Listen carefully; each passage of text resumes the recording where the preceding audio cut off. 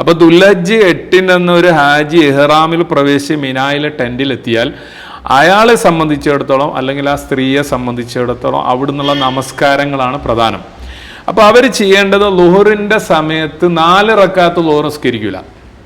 കാരണം അത് ഖസ്റാക്കിയിട്ട് ജമ്മാക്കുന്നില്ല.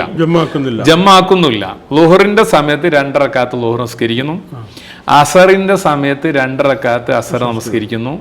മഗ്രിബിനെ ചുരുക്കുന്നില്ല, 3 തന്നെ നമസ്കരിക്കുന്നു. ഇശായിനെയും 4 നിസ്കരിക്കുന്നില്ല, 2 ചുരുക്കി നമസ്കരിക്കുന്നു. സുബിഹിയും 2 തന്നെ.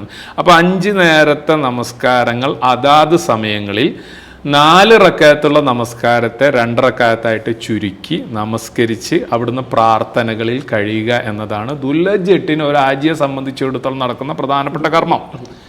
ഇനി ദുൽഹജ്ജ് 9 അന്നാണ് പ്രധാനപ്പെട്ട ദിവസം. അതാണ് അറഫ സംഗമത്തിന്റെ ദിവസം. അതുകൊണ്ടാണ് റസൂലുള്ളാഹി സ്വല്ലല്ലാഹു അലൈഹി വസല്ലം പറഞ്ഞത് അൽ ഹജ്ജു അറഫ. ഹജ്ജിൽ അറഫയിൽ സംഗമിക്കുക എന്നതാണ് ഹജ്ജ്. ഇതിന്റെ അർത്ഥം മറ്റ് കർമ്മങ്ങൾക്കൊന്നും പ്രാധാന്യമില്ല എന്നല്ല. പക്ഷെ ഒരാളെ സംബന്ധിച്ചിടത്തോളം അറഫ കിട്ടിയിരിക്കണം. അത് കിട്ടാനുള്ള എല്ലാ സംവിധാനങ്ങളും സൗദി സർക്കാർ ചെയ്തിട്ടുണ്ട്. നമുക്കിപ്പോൾ അറഫയിൽ പോയി നോക്കിയാൽ ജബലുർ റഹ്മ എന്ന് പറയുന്ന റഹ്മ എന്ന് പറയുന്ന പർവ്വതത്തിന്റെ മുൻവശത്ത് ഒരു കെട്ടിടം കാണാം. ആ കെട്ടിടത്തിന്റെ പേരെന്താന്ന് ചോദിച്ചാൽ മുസ്തഷ്ഫ ജബലുർ റഹ്മ എന്നാണ്. ജബലുർ റഹ്മ ഹോസ്പിറ്റൽ എന്നാണ്. അതാണ് നമ്മൾ ഈ വാട്സപ്പിലൊക്കെ കാണുന്നത്. ആ ദിവസത്തിൽ മക്കയിലെയും മദീനയിലെയും രോഗികളായി പോയ ഹാജിമാരെ പോലും അവർക്ക് അറഫ കിട്ടേണ്ടത് കൊണ്ട് പോലീസ് സംവിധാനത്തിൽ വരിയായി ആംബുലൻസുകളിൽ കൊണ്ടുവന്ന് ഈ അറഫ ദിവസം ഈ ഹോസ്പിറ്റലുകളിൽ കൊണ്ടുവന്ന് കിടത്തും. അതെന്തിനാ?